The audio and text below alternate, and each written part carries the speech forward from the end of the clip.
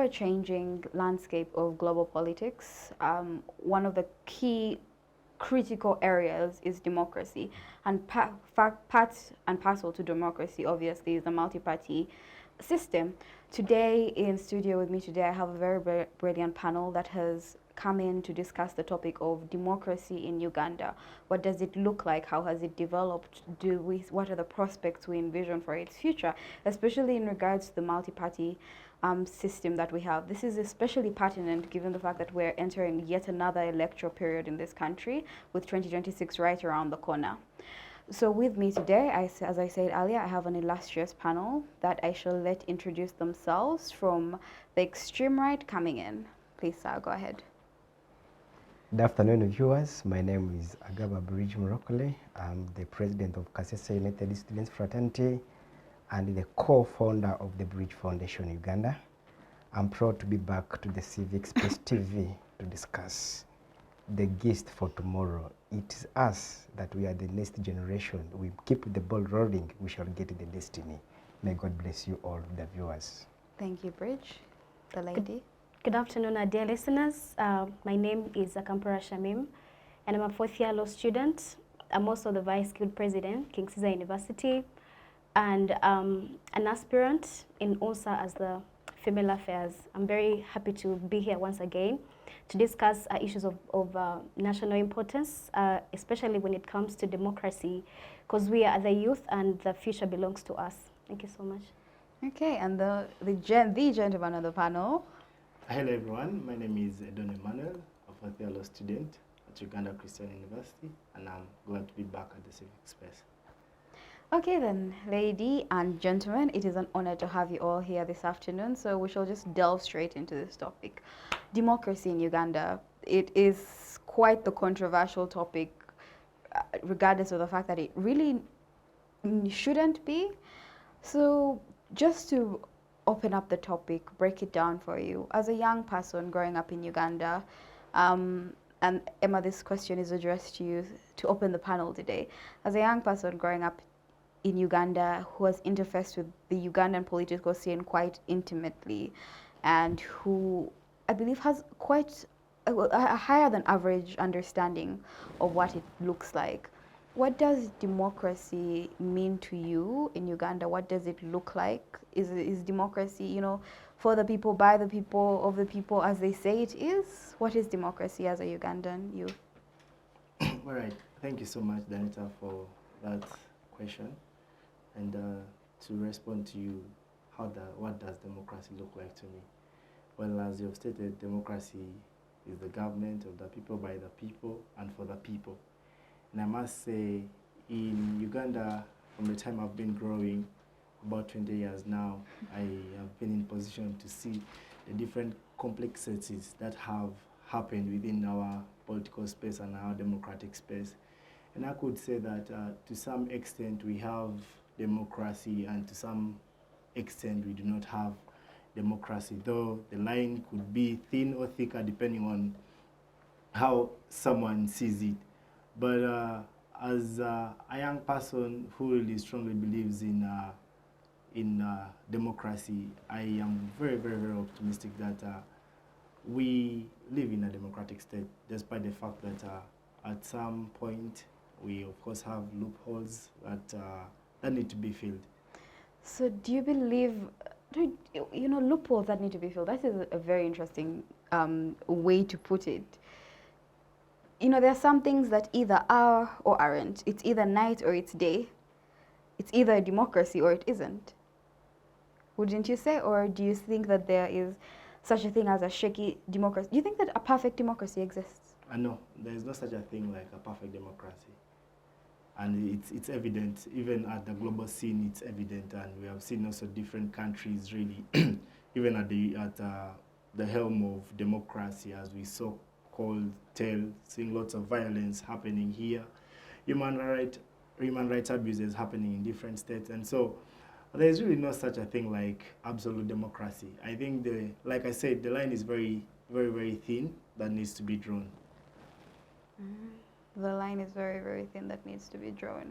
So where has the line been drawn in Uganda? Well, to me, what I could majorly say is that some of the loopholes that we have in our system that really portrays lack of democracy is the violation of human rights. Because when you look at Chapter 4 of our Constitution, you realize that a couple of our rights have been curtailed. And the mere fact that we are going to be looking at also the multi-party system this afternoon, you'll be in position to see that there are lots of restrictions when it comes to our human rights in this country. So, because there is no way someone can live their life freely without having their rights protected.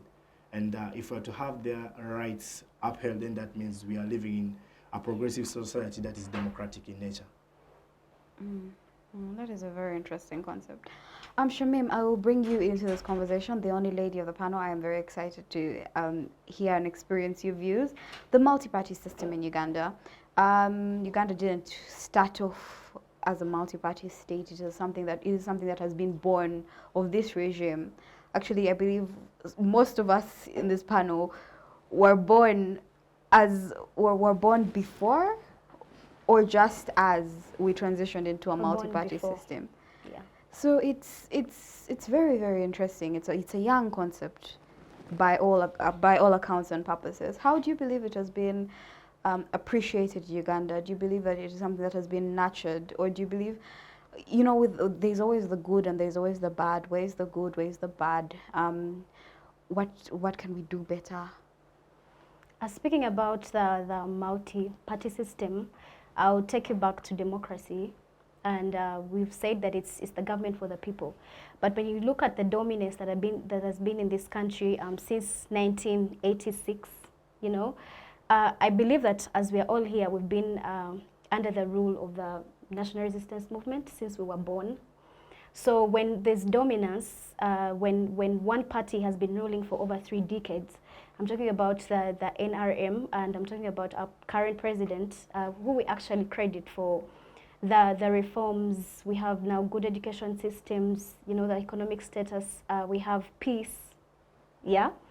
But then when it goes back to democracy, I think we do not have democracy in the country at all. When it goes to the multi-party systems, at first he was a no party. Then later, yes, in 2005, then later they had to bring back the the multi-party system. But I believe there's not been a significant change from when there's a no party to when there is a party, because you can see that the opposition is still trying to level up to the landscape. Yeah, you can see that the opposition in Uganda is struggling to make sure that they get to the landscape that the ruling party actually is. And you can see this from the human rights violations. We had this in 2021 when Bobi Wine, His Excellency, was standing for presidency. We've seen human rights violations of almost every leader of opposition who has come out. When FDC was still trying to, be the ruling party in Uganda, you could see how much Dr. Besigye's rights were violated all the time. There's unlawful detention. So I feel like we are in a multi-party system, yes, but it's not practical, So it's like the constitution, like in word only? Yeah, it's only in word, it's not practical. And then we also have the Electoral Commission that you can really see that is aligned to the ruling party. So even when there are elections, we're going to have elections next year, but 90% of the population in Uganda already know what the outcomes of the elections will be. I'm just saying. 90%. But she doesn't know. Edonu doesn't know because he might not be part of the 90%. I was born knowing. I was born knowing. I have to disagree with that. That statement is really, it's a vague statement. She's expressing herself, yeah, so there's no problem with the... You talked about perspective, how you see it, right? And you said we have democracy. I'm giving my own perspective. But there's democracy in Uganda.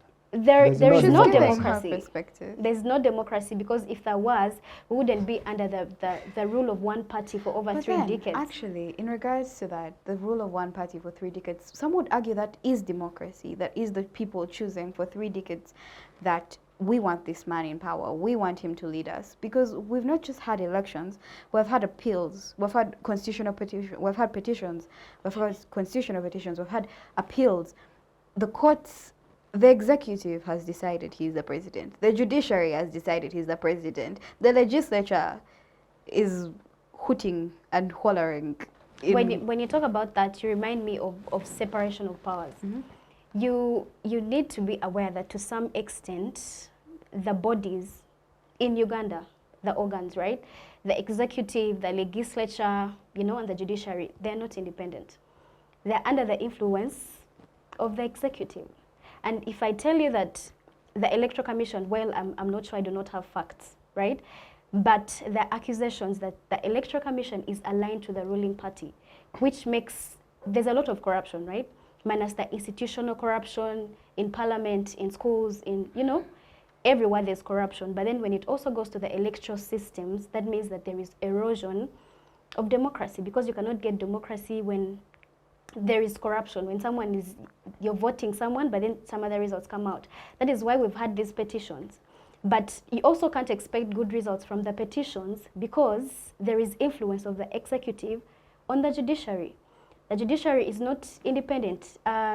We've had so much political interference in judicial decisions, right? Some judges will not make a decision on a certain case because there's been a call from, you know. Yeah, proof to that.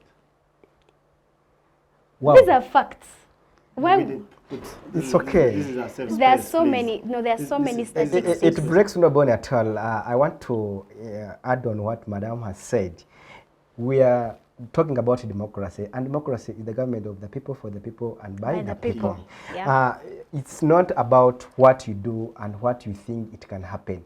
Let us live in the world that we think that Uganda is bigger than all of us. And right now, me, myself, I'm a graduate of Mwangaza, the first graduate school to talk about ideology of politics in Uganda. I've been graduated in October on 8th, and I'm now in the commissioning to be in the public to talk about the government of Uganda, to talk about the ruling party, and talk about myself. I myself as Agaba. I want to think about the Uganda of tomorrow. Where are we? If you are talking, Madam, when he's saying that there is no democracy, now if you can go to parliament and when the bill is passed through, you see security entering the parliament of Uganda, where we expect that the legislature will just have their own rights to do what they are. Today, when something want to happen to Uganda, you see NRM caucus. So NRM caucus has become the head of everything in Uganda. You first go to Changwanzi, they tell you what to do, you come to parliament, something will pass through. Is that democracy that we have?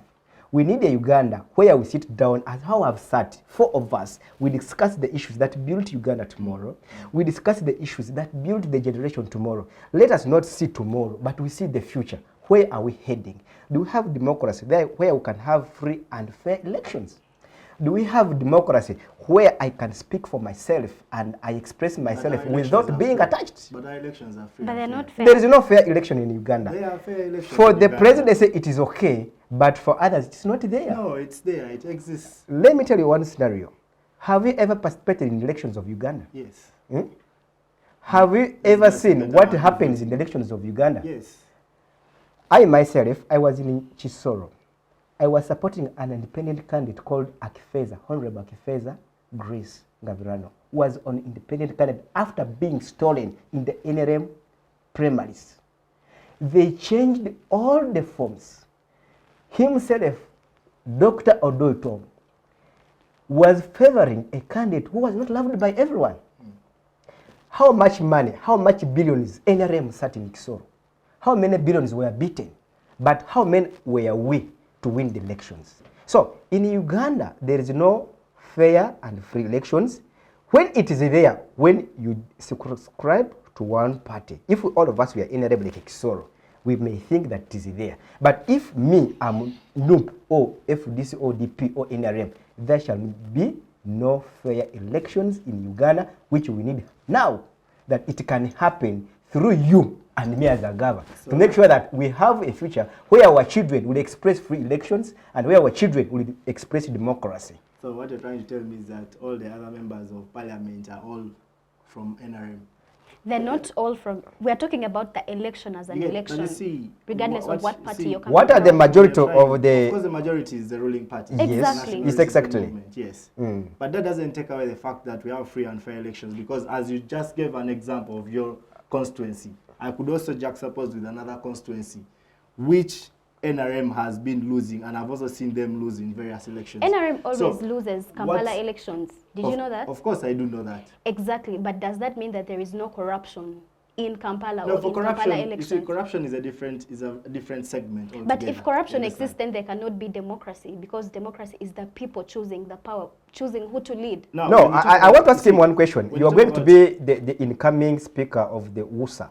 You are going to talk on the behalf of the students. Yes. I myself, if I may give you a support, are you going to encourage students, or are you going to encourage the issue of today that we can just practice where you are stolen or where there is no democracy? Because you may have the capacity, because you have your money, because you have anything that you can build the future, or you can try to bribe. If I ask you one question, when do you see our parliament, the sitting, do you think that all the MPs in Uganda are happy? Do you think that MPs in Uganda parliament, they are happy? They are not happy because they are being driven on what to do, but want to stand out as youth of purpose, want to stand out and speak for the nation that this is wrong and this is right. Because no one will arrest you here, no one will come for you. Because people, when you speak, you think that tomorrow I'm going to be the RDC or I'm going to be the deputy RDC. We don't want to do that, but we want to show the president that when the president is set some kinds of mwangaza, seeing light, we must be our own, and we tell the president, because you are the voice to be heard by the president. We're here at the Constitutional Center. This is a right. You must express yourself. Because if you cannot express yourself here, no one will hear you. And I want to tell you one thing, that in Uganda, even if you give a letter to the DPC or the RDC or the DISO or anyone concerning about the State House, no one will ever take your voice to the president. But if you speak and you tell us that this is wrong, because now you see the coffee bill. Do you think that Ugandans are happy with the coffee bill? No. I myself am from Kasese. We are supporters of coffee. We have coffee. We are the second leading district that brings out coffee in Uganda. Now, what do you tell me that coffee should move out from there? No. And all the MPs were saying, who is I? Who is ruling the government? You see, the issue is that we are going to look at the different aspects and point fingers here and there and try to pick out a few things that try to show that we are not democratic enough. But my question, my whole point is that, like I told you from the start of it, that to some extent we have democracy. To what Yes, democracy is there. Yes. You see, democracy, No, you see, I myself, no, there is a democracy. We are telling you. You know what, to- we're discussing the state of democracy Yeah, in the Uganda. state of democracy is in How Uganda. do you rate it? Are you happy with the democracy in Me, Uganda I'm at this point? personally, I'm happy. All right. Okay, It's okay, madam. Okay, lady and gentlemen, this is a very rigorous discussion, but I would like to drive us to a certain angle. And Agaba, I'd actually like to bring you into the conversation in this regard. You've spoken quite a bit, and a few things that I've picked up on was an education in regards to political ideology. That is something I think is extremely pertinent. And then you've spoken of the average person. Yeah. So that is the angle I would like to direct the conversation to you in regards to. Is the average person in Uganda politically conscious? Politically conscious enough to uphold the standards of a democracy that you wish to have? Oh, thank you, madam. I'm very proud that you have caught what my mind was thinking about. I myself, as Agaba, I think that I want to live in a Uganda where democracy is being exercised by everyone. He has talked about democracy. I know that in Uganda, we have expressed like security. We have peace. You can move from here to Ceasor. Right now, I'm traveling to Kasese to go to the Thanksgiving of Honorable General Mbadi Mbasu, who is going to give Thanksgiving for being appointed as the trade minister. I would travel at any cost. But now, democracy without peace and without my thought is not a democracy. I can have democracy, security. Let us first, I want to pick something about few things. Security, one. In Uganda, we have security. You can travel, you can do everything, you can speak what you want, no one will follow you. But do you know that in Uganda, even if you have security, but security is doing more harm than good. How do you enter the parliament of Uganda, even you remove the legislators who are going to pass the bill? I want security where we also meet at, I want to first thank the spokesperson, Chigezi region, Matt Eli, and the RPC, who evolved in the elections of Ceasor. Because in Ceasor, we expressed what they call democracy, that people can express themselves, they vote their own. Because in Ceasor, there was hijana, 100 to 100. They were NRM. But when they brought in other things that were going even to lead His Excellency, the President of Uganda, to lose the mandate in Ceasor. But for us, the Mwangaza want to see light. What other things are you referring to? No, if you are NRM and you go to primaries and you steal your own, you change the declaration forms. You bring somebody whom you want because he has paid money for you through bribes, and you live with the people's mandate. What do you expect the people to do? I have a question for you. It's okay. Is democracy all about NRM? It's not about NRM. All right. Democracy is not about NRM. What is it about? But it's about the government of the people for the people. I want to give you a question. How many people they are in hierarchies of Uganda from the opposition, from the DPP, from the ministers, from the commissioners, from the head teachers and whatever? There are very many. How many? Give us examples. Betty Kamya is among them. Betty Kamya. Do you have a proof that Betty Kamya is from opposition side? Yeah, but it's evident. That's something. What is evident? What about Norbert Mao, the president Yes, of... But he made an agreement with NRM. But Yes, that's okay, it. but It's all then about- some would argue that in a functional democracy, the opposition should be able to work with the ruling party for the greater good of the It's public. coalition. It's called a coalition. Yes. It exists globally. We have seen it in Kenya. We've seen Raila Which Odinga. peace do you have in Kenya? Which peace do you have in Kenya? What Yes, democracy peace. do you have in Kenya? When Kenya can even arrest our opposition leaders and they just import them But to they Uganda have the without rule- even the question but of they the have rule government. of law. They have the rule What of is law. the rule of law? Who controls Have you the ever been out independence of the country? Who controls the independence of No, the have you judiciary? ever been out of the country? Yeah, I have. Of course. No, where do you pass to be out of the country? You pass a border. No, you pass the border. Yes. So what is the allegation about Dr. Kiza Besigye? No, those are things that we cannot discuss. We cannot so That's look at the political in things, nature, say right? what the You're going to say nature. that's political in nature. Of course, But it that's is what we are definitely. talking about. No, but you because see- his rights have been No, violated simply He's been because he violated. comes from an It's- opposition party, which You- is not supposed to be happening, because if we have democracy, right, and we're saying power belongs to the people, right? So power, the people are the ones that are Do choosing you their know why he leaders. was arrested?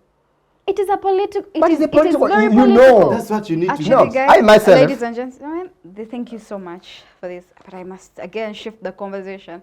Also, this is also a running case, so sure you understand. But Emma, I would like to bring you into the conversation again. I have a question for you. You know, we've really spoken about democracy, we've hyped it, but is democracy really all that we speak of? Is it something, especially in the African context? You know, a lot of the things that we have right now are imported belief systems. There's a time period as Africans we reached and we started becoming a dumping site, not only for products, but ideologies as well. So right now, the world just told us democracy, this, democracy, that, democracy, this. Is democracy it for in the African context, in the Ugandan context? Is democracy actually everything it has been Okay. hyped up to Okay. be? The truth is that our nation, Uganda and Africa as a continent, has been infiltrated by the colonialists. That is something that we can't just let go of, and we have to agree. That's a position I'll also stand firm and say that indeed we are still under neocolonialism. But you see, as I stated earlier on that in some areas we have been democratic in nature. It goes without say. Of course, some areas we have failed. That I do also agree. But to me, I greatly think that the times we live in, it's just because that one party has been so dominant that people think that because of its dominance, there is no democracy. There is no democracy in What does the Uganda. dominance imply? No, but you see, when you juxtapose Uganda also with the ANC in South Africa, they have been dominant. But does that take away the spirit She's of the democracy? incoming You get? speaker of the WUSA and is going to speak for the majority, who are the youth. Yes. What is your ruling party? I Where do you subscribe see, to? I do not subscribe to any ideology of any party. That's You're one thing I can independent. tell you. Yeah, I'm independent. You are deceiving. You have a party. You can see that he has a Even right you have a from his party. submission. You have a right to belong to a party. By Yes. the way. Yeah, that's It's true. a constitutional right. Yeah, When you look Yes. at political Article- I myself am affiliation in is okay. NRM. Article 72, I think, or 70 to 73, talks about a right to belong to a party. No. You get? I mean, you can. Let me ask you one question. If you have peace and you are poor, what do you go for? Come again? If you have peace, you can move freely, you have security, but you cannot have something for your family. What do you prefer? Do you prefer peace or to be rich or to be poor? No, you see. Can they exist alternatively? They can. They cannot Actually exist. can. They are parallel. You see, You but cannot see- have peace and you eat peace. Even if you have peace, you must have money that gives you a home. No, what we're saying, she's not asking what you choose, because obviously you would choose money. You do not want to starve when you have peace. But what she's trying to say is, can there be a society when people are peaceful and they actually have economic stability? The answer should be yes. Yes, like in Yes. America. Now my question is, can there be a society of economically unstable people that are peaceful, or peaceful people that are economically unstable? It looks like when you look at the history of, let me give you an example, 1789, the French Rebellion. That didn't happen because people were unhappy that, oh, we don't like a king. No, people were unhappy about their economic situation. You look at America, the American War, it's because people were afraid of tax, people were tired of the taxes. There is no society without the question of peace without financial stability. It's one that, is it even necessary to ask? It's Yeah, fine. you see. It's okay. I want to talk with the speaker to be the USA speaker because I want I want him to be the best, and I want him to go and rule the unemployed youth, the people who are suffering on streets of Kampala. I will not The be going to people rule, you are but going to rule them not because rule. through you Not to rule. To lead. to lead them. Yeah. You're not going to rule, you're going to lead. Yes. You're going to be an example.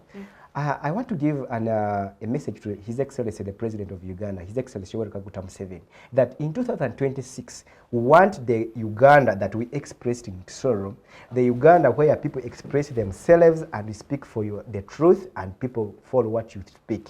We want the Uganda in 2026 with the democracy, that there should not be a rule of a gun. We don't want tear gas in Uganda. We don't want the rule of gun that people can be threatened about voting some candidate. We want people to express themselves and vote for the truth, because even if right now in Uganda Museveni still have the mandate to rule the country, I myself as NRM I support the president, but there is where I go astray from being the people that being used in the government to mislead the president, because right now you will find that even Turiho Odong, who is the chairperson Electoral Commission NRM, is being bribed by money to mislead the people of Uganda. Even right now, if we are not okay, in 5 years, NRM will be no more in Uganda. But Okay. we can bring it back. Okay. And we can bring the democracy. Where I move out, I express myself, like in America. Many people thought Kamala is going to win elections because she has the mandate. But people of America decided to vote for Trump. There was no one who was shot, no one who was beaten, no one who was beaten Actually, I think That is to be in Trump was Uganda. shot. Trump survived an assassination. That's Did the point. Thank you did- so much. Did Trump survive an assassination? Emma, were you Yeah, he did. Emmanuel, were you concluding your point regarding democracy, or? Yeah, okay. You asked a very pertinent question. You see, for a state to be really very democratic in nature, then it owes its citizens to be empowered economically. So it goes without saying that to have a progressive society, then definitely you have to empower your citizens. Yeah, they have to be in position to provide for themselves and not to seem like beggars in their own country. So when a country has very many rich resources, I don't expect, of course, them to be curtailed with the aspect of poverty. Of course, I'm not saying you're going to eradicate, but the threshold must be very low compared to having it very high, because when you have it very high, it comes with very many consequences, and that's why we see high crime rates coming up, unemployment, and all sorts of these things. And then my brother and my sister start saying that Uganda is not a democratic state because of some of those few things that they see, and they end up concluding. Few things. Isn't that minimizing the life? No, I'm not minimizing. They're minimizing the struggles of average Ugandan. No, not that really. have been promulgated by a political you see, system. But I'm also an average Ugandan who is struggling, but I still believe in the system. I don't know, you are clearly not struggling if you've not seen what is actually happening in the country right now. I come from the eastern part of Uganda. There's so much. Do you know how much despair is in the eastern part of Uganda? Then how do you not see it? How do you say that small? She comes how from do you even Chigezi, call where them the government small belongs problems? to. How do you call them small problems? I never said. You see, I talked about these things, but maybe you're just giving it the literal rule. No, the truth but if is, you're supposed to subject it to Edonu, the golden rule, then you understand the is position I'm coming from. the state of democracy in the country, you cannot underlook it. There is so much that is happening. When you've talked about human rights, human rights violations. It is not too much. Let's talk about the corruption, right? In every institution, in every office. Now, let's talk about the interference of the army in issues of the civil society, right? Yeah. Very many people do not do so much because they're intimidated. You've had so much of unlawful detention. You could do something tomorrow and you're carried away. You don't know where you don't know where you're going to be. We talk about the Black November of the new people who are killed. Do you know that some people are still missing? There are people who are in prison right now because they're supporting the the opposition party. Actually, I really feel so sorry for those circumstances that are really happening. But you are supporting what is right. Ladies and gentlemen, actually, so I know this is this is a very heated discussion, and we shall pick it up right after the break. We shall pick it up. I apologize, but we shall pick it up right after the break. Thank you so much for joining us. Thank you so much for staying with us until this moment. We shall get back to you after this short break. Digital rights are those human rights and legal rights that allow individuals to access, use, create and publish digital media or to access and use computers, other electronic devices and telecommunication networks. Digital rights include a right to freedom of expression, information and communication through technology, a right to privacy and data protection, a right to credit for personal works, a right to universal and equal digital access, a right to identity, a right to anonymity, a right to be forgotten, and a right for protection of minors, among others.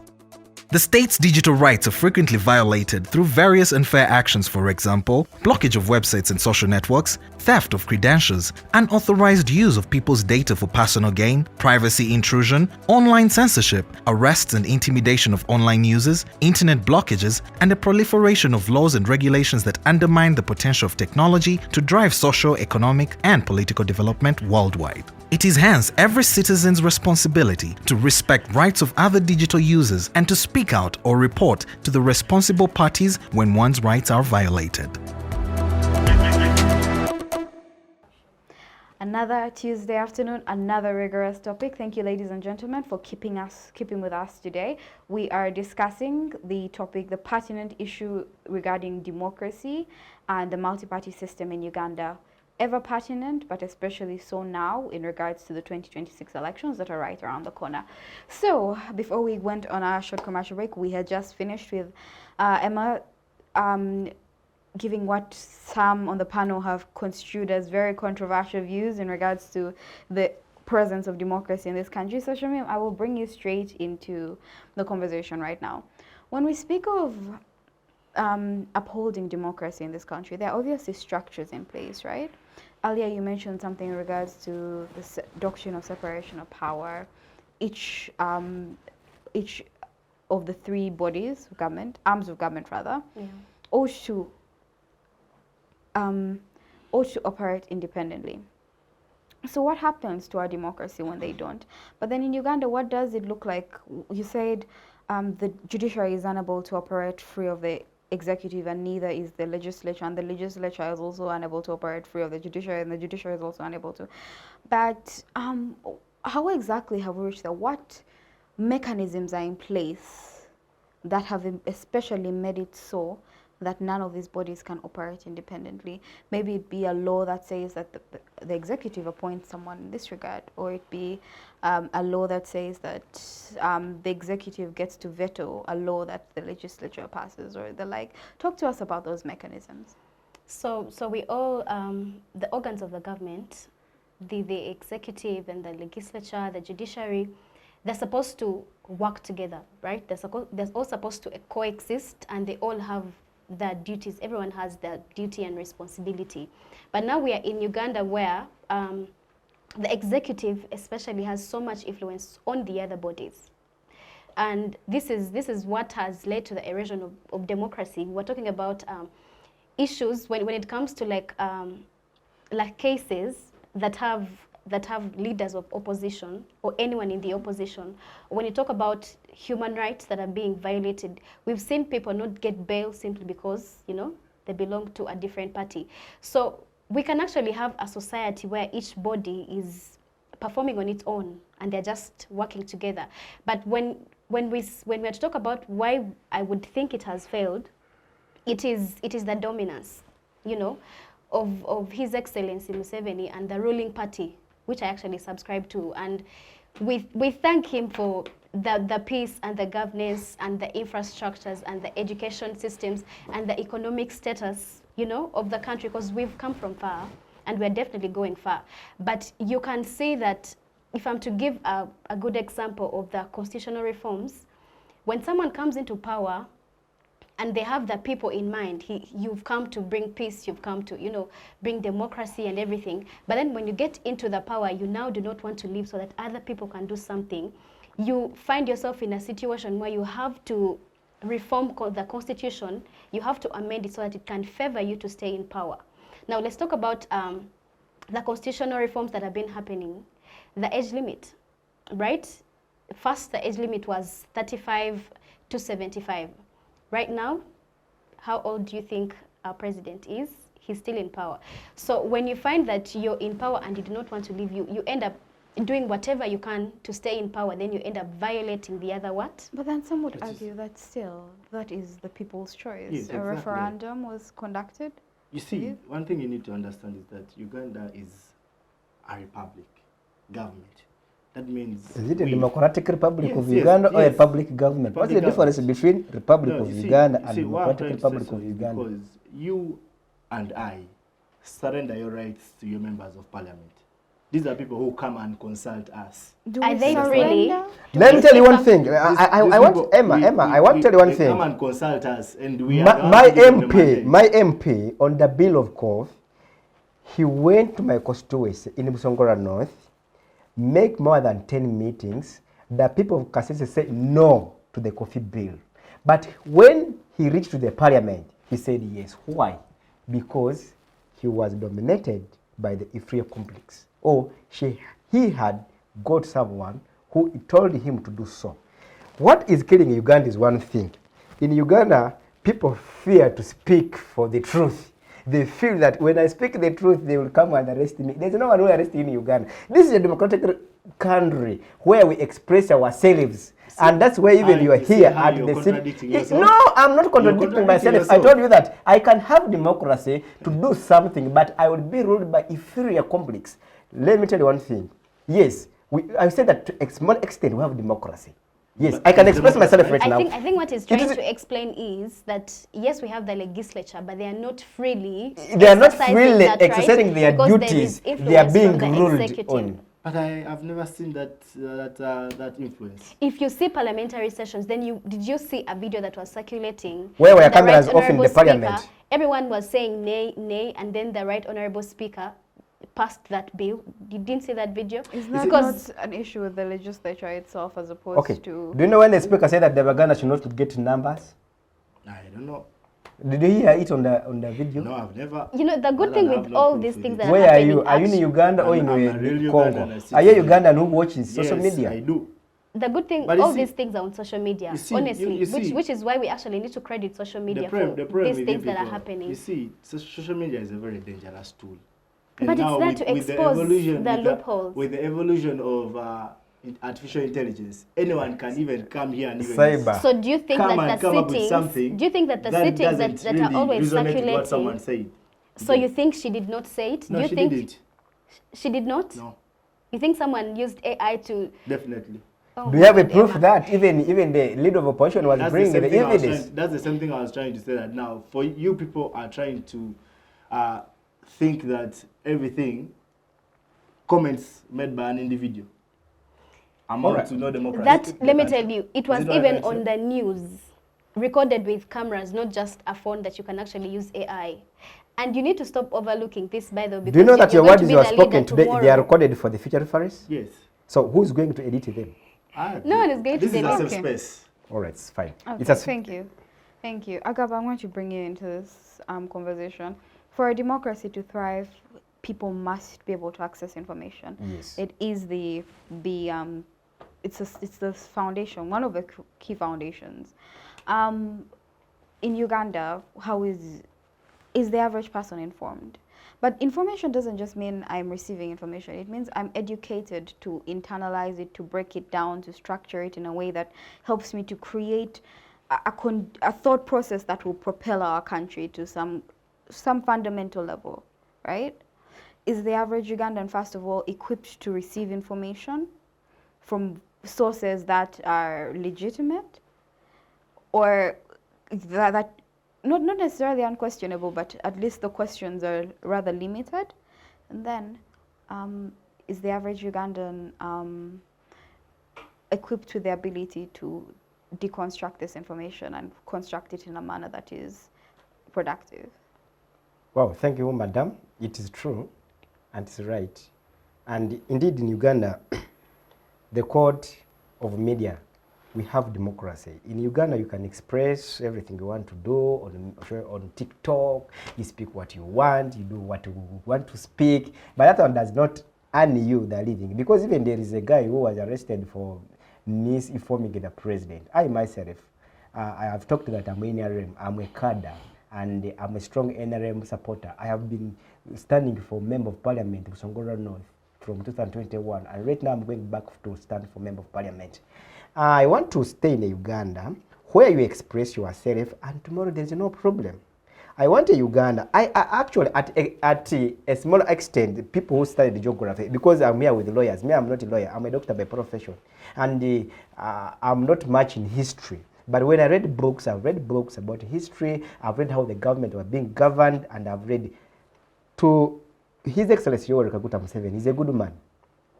You know, being a president, in 5 minutes, anything that happened in Uganda, in 5 minutes, the president is aware. Even by the time I've reached here, the president is aware that you, Emma, and Agaba, we are here at Civic television, at the Constitutional Center, at the Constitutional Rights. Now, I want the president to be informed by the truth, not being misformed. There is being misformed and being informed. Because now, President Museveni is okay. His governance is okay. But the people down there in the system, they are corrupt. They have no democracy. They are doing their own, even being not from the order from the chief. They are masquerading a lot of things.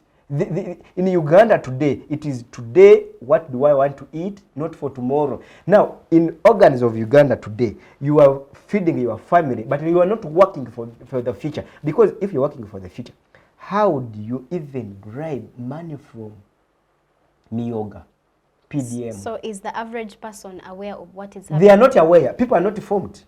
Because even when I was in Ciasor, I was in the election of Ciasor, they were intimidating people that if you don't vote NRM, they will chase you from the village. You will not get money from Miyoga. You will not get money for PDM. So until I told them that they are deceiving you. We need a democracy where I tell the people the truth.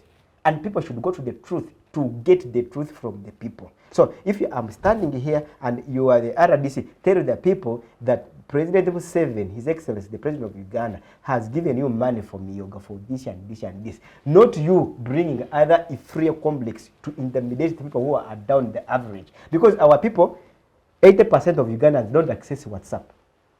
80% of Ugandans don't listen to television. 70% of Ugandans listen to radios. Where is your code of information that you are giving to the people? But you see, the government uses all these medias of communication to disseminate information. about 2 weeks ago, the president was personally in the east in a tour. He's still in Karamoja. He was Karamoja. in Teso, he was in Karamoja. That's a political. That is a political. Is he on political rally or is implementing? Not political. It's just making a follow-up on the projects of Uganda. You know, the issue here is, are the people, the average people, aware of what is happening, of the state of, do they know democracy? Do they know that they have the power to be the ones to put out leaders, you know? Do they know that they have all the rights? Do they know that the constitution vests them with the power to choose governance, you know, the power to oppose all this that is happening? If I may answer Danita's question, as she had stated, that is the average Ugandan informed, and how do they get this information? Is the information disseminated up to the lower levels? And the question I'm also going to pose to you people, don't we Ugandans get information? Even your grandmother in the village doesn't know about I want to answer you one question. But do they get the right information? No, they get it. It's fine. It's fine. Emma, do you know that President Museveni is on the rally to see what is happening in the community? Are you aware that the farms they are visiting, they are the farms of the RDCs, they are the farms of the cows, they are the farms of Chairman Locus of 5.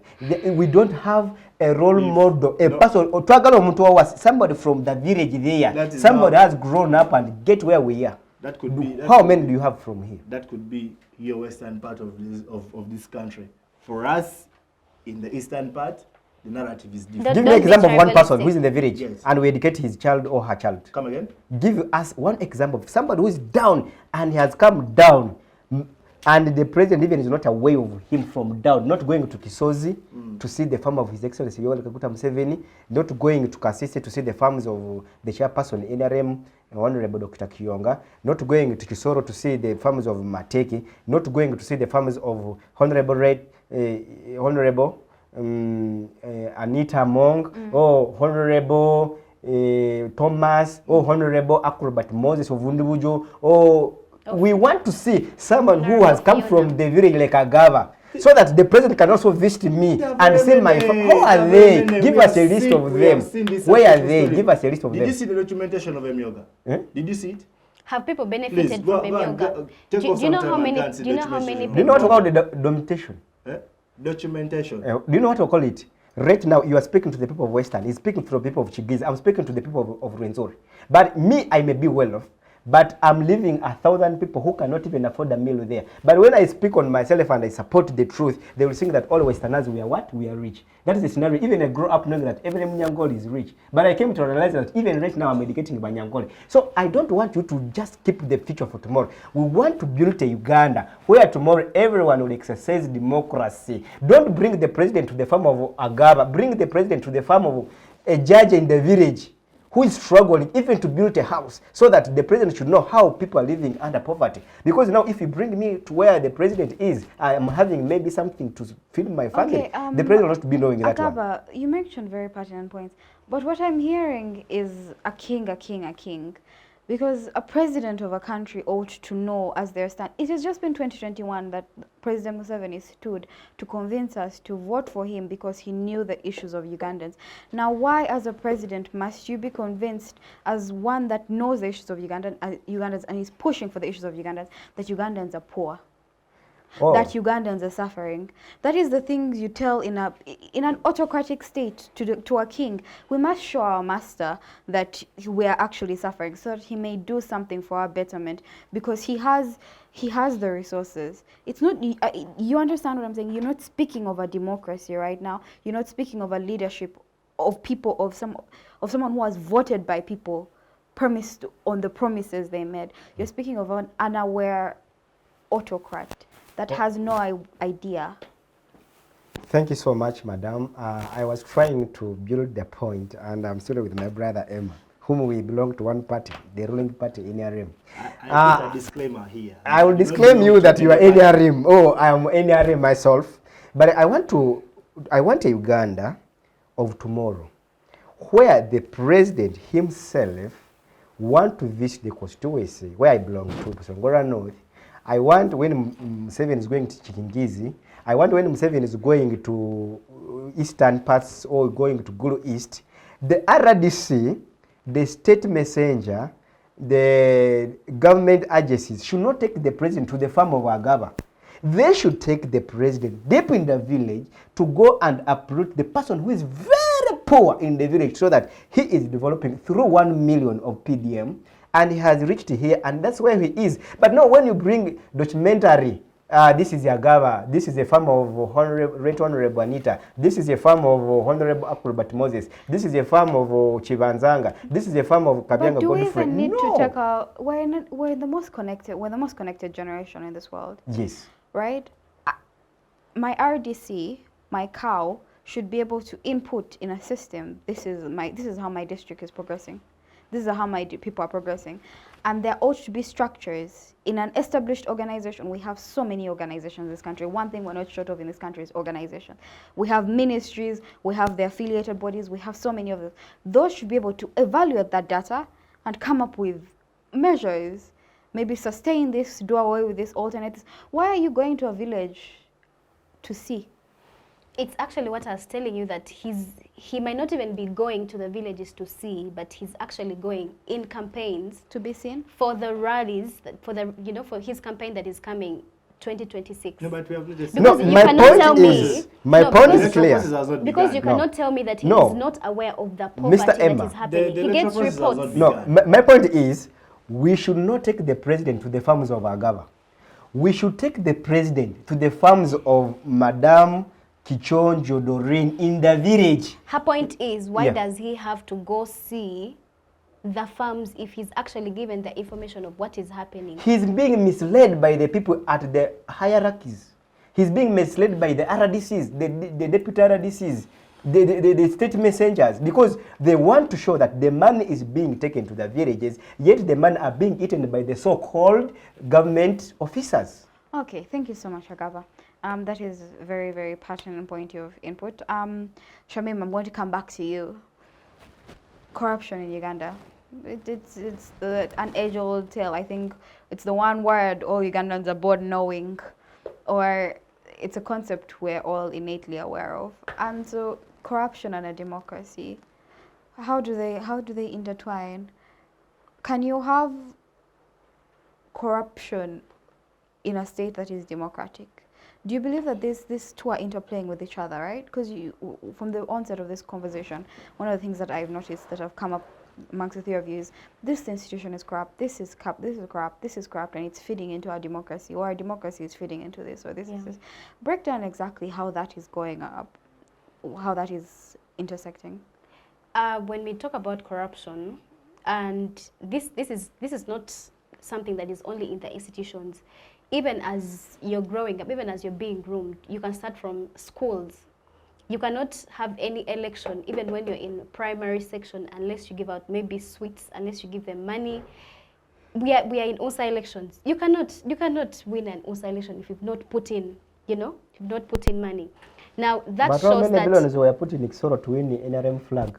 They have billions of money. These are the money which are supposed even to do something, because the money they have wasted in Ceasor to support the NRM flag, which was being forced to the people, could be the money that even can build a hospital in Uganda so that even our people access health care. That's what I'm talking about. The fact that it is obvious that you have to now put in money for you to gain power in the country, and then use that power again to get money from the people instead of build institutions and help, the society and everything. That is what takes power from the people. Knowing that, oh, actually, I'm poor, I cannot even stand for this position. Or I have to get a loan of 50 million to stand for MP in order to go to the parliament, and also rob, people of what they're supposed to be getting from the government. So in a democratic society, we expect free and fair elections. An election cannot be free and fair if there is money involved. Yeah? Now let's talk about maybe the legislature. Let's talk about the parliament, and we've had the Mabati, situations of we have NGOs in Uganda. There are so many people that start NGOs in order to get money from funders outside and then use it for their own gain. But there are so many people in Uganda who have very good policies, you get a very good idea, you document it, but at the end of the day, when you get money from the fund, when you get money from the Western countries, use it for your own gain. So in a society where we believe it's a democratic society, yes, that's what the law says, but you cannot freely exercise your power if you're not being given the mandate to. And this goes back to the average person. You were talking about if the average person knows that there's actually democracy, if they really know about free and fair elections, if they know that the power belongs to them. Most of them do not. They just vote for the sake of voting. And if we're to see it, actually, if you go to deep villages, people support Museveni because, yes, he has worked. If you see someone who is 60 and 70 years old, they're very happy because they know what was there in Idi Amin's time. They know what was there in Obote's time. And they see what is happening. They see the peace, they see the security. But there are also people who are frustrated because of the corruption that is happening, because of so much money that is released from the state house, released from different institutions, but it does not do the job it's supposed to do. So people are not freely exercising their power. When we go to politics, we've had so many leadership trainings, especially with the youth. They're trying to groom us to make sure that, okay, you see these people are doing this, but for you as a youth, because the future belongs to you, we want you to be able to build a democratic society. We want that even after this government, maybe if it's no more, you as a person, you as a leader of tomorrow, you make sure that this is no more. You make sure that if you're maybe not to have a multi-party system, or if there is a multi-party system, you're all fair, not just aligning to the ruling party and everything. So I would say that it is very hard for democracy to be exercised in a corrupt society. Yes. Yeah, because people are robbed, of their right to exercise it. Okay. So my final question, and this goes to Emma as we close up. So I would ask you to give your closing remarks whilst you answer it as well. Kenya. I think one of the things that shook the region was the recent Kenyan protests. Unprecedented, or maybe it was precedented, but because we're familiar with a particular system, for us it was a bit of a shocker, right? Not hundreds of thousands of Kenyan youth galvanized around a subject, and they decided no more. And they took to the streets, they took to the internet, they took to everybody that they could take to say no more. In regards to all the anti-democratic tendencies in Uganda, in regards to all the anti-corruption tendencies in Uganda, do you think Ugandan youth are capable of doing this? Do you think, what would it take to get them there? I'd ask you to be a bit brief and then to also add your closing remarks to this. Well, to compare Ugandan Gen Z to that of Kenya, there's really a big distinction between the two generations of these countries. Now, one thing we need to know is that Kenyans fight a spirited fight. And if you are to backtrace even to the rebellions that took place, like the Mau Mau rebellion, these were people organizing themselves to fight for their rights from the colonialists. And they come up together for a common goal. And that is something that we do not have in Uganda. First things first is that we live, something I must acknowledge is that we are in a military government. Mm-hmm. That one is something that goes without saying. At long last. Yes. Yeah, no, that doesn't take away democracy. How is that democracy when you're First in a relax, military? Let's relax. I'll get back to that. Let me first answer to Danita's stuff. We're in a military government, which is characterized with lots of intimidations, yeah, uncalled for arrests, you get, and detentions. That is characterized with compromise. So you're back to among others, you get, among others. And so for Ugandans to reach that kind of extent, then that means that we need a refresher as a whole country. Like, first brainwash everyone and change their whole mindset and be like, this country does not belong to an individual. Wow. This country belongs to each and every one of you. You must stand up and fight for your rights. Yes. Whereas I want to respond back to my friends that I told you that in the start of it that Uganda is a democratic state. However, the threshold, yeah, is small. Why do I say so? Because we have seen a couple of violations happening, especially in regards to the human rights. Yes. You understand? So that is something that has been established. I personally know about the fact that we have violated human rights, but that doesn't take away the spirit that Uganda is a democratic state. So to sum up my whole conversation this afternoon, I want to thank on a very special note, Civic Space, for the opportunity to come and share the insight on the topic of the state of democracy. Whereas my friends think that I was very controversial, that's not true. That's not true. For me, all I believe is that we are democratic in this country, despite all the different loopholes that exist. But one thing I realize is that we are in a progressive state. There is hope. We just have to be optimistic. You and I, together with the people in this studio, we can make this country a great nation. It goes without say. And I'm very, very optimistic. Tomorrow you'll be sitting as the member of parliament.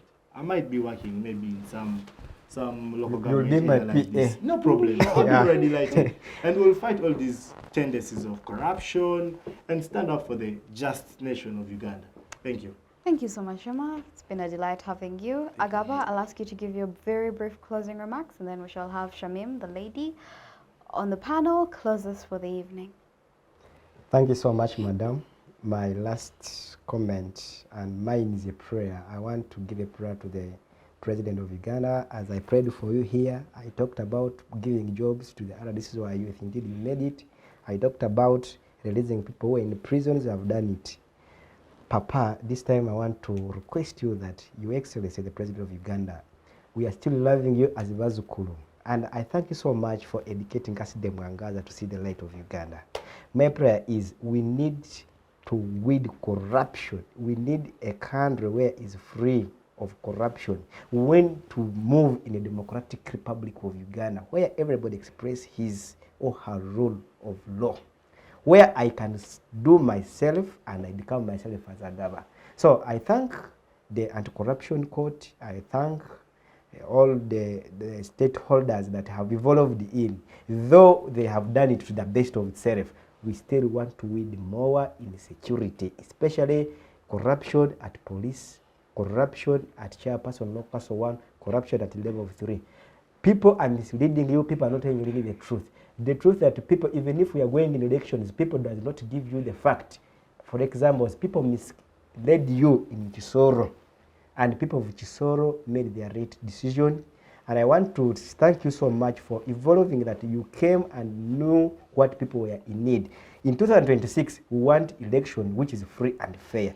We want people to elect the people of their choices, not enforcing them to do anything. Because I myself, I will support you. I'll be your even Muzukulu #1 on the rally to support you. Now, we need elections where people will express themselves. Like people of Ceasor, they expressed themselves, where you get 100%. They brought independent candidate Akifeza. Even you appoint her as a state minister, so that the mandate that we have in Ceasor should remain, because we are living in a democratic country where we express ourselves in a government which is led by sovereign, His Excellency Yoweri Kaguta Museveni. With the democracy, we can have a Uganda where you express yourself. We can have a Uganda which has the future for the children. We are the Jay-Z of today, and the future belongs to us. We are the generation of tomorrow. For God and my country, may God bless you all. Thank you so much, Agaba. Shamim, your very brief closing remarks, please. Thank you so much, dear host. My closing remarks, I would like to appreciate Civic Space TV for hosting me one more time. And I also want to appreciate it for involving the youth in certain decisions. Yeah.